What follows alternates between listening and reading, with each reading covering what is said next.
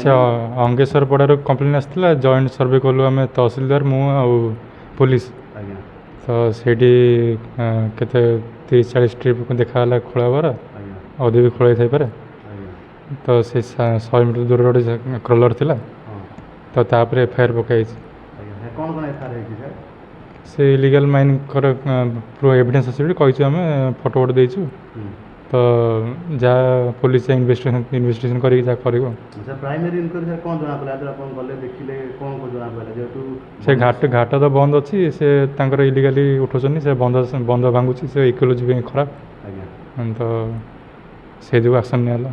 Sir ଆଉ ଗୋଟେ କଥା ହେଉଛି ସାର୍, ଆପଣ ଜାଣିଥିବେ ଯେହେତୁ ବନ୍ୟା ସମୟ, ବର୍ତ୍ତମାନ ନଈ ପାଣି ଅଛି, ବାଲି ଉଠାଇ ପାରିବା କଥା ନୁହେଁ। ଆପଣ ମଧ୍ୟ ନୋଟିସ୍ କରିଛନ୍ତି ସବୁ ଘାଟକୁ ବାଲି ନ ଉଠାଇବା ପାଇଁ। ସେ ଆଇନ ହାତକୁ ନେବା ପାଇଁ ସେମାନେ ପଛଉନାହାନ୍ତି। ସାର୍ କ'ଣ ହେବ, କଡ଼ା କାର୍ଯ୍ୟାନୁଷ୍ଠାନ କ'ଣ କରାଯିବ?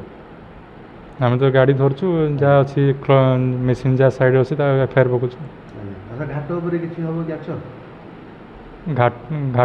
ଘାଟ ବାଲାଙ୍କର ଗାଡ଼ି ନଥିଲା, ସେଇଟା ଆଉ ଜଣେ କିଏ ଅନନୋନ୍ ଲୋକର। ତ ଇନଭେଷ୍ଟିଗେସନ୍ ପରେ ଜଣାପଡ଼ିବ। ଉପସ୍ଥିତ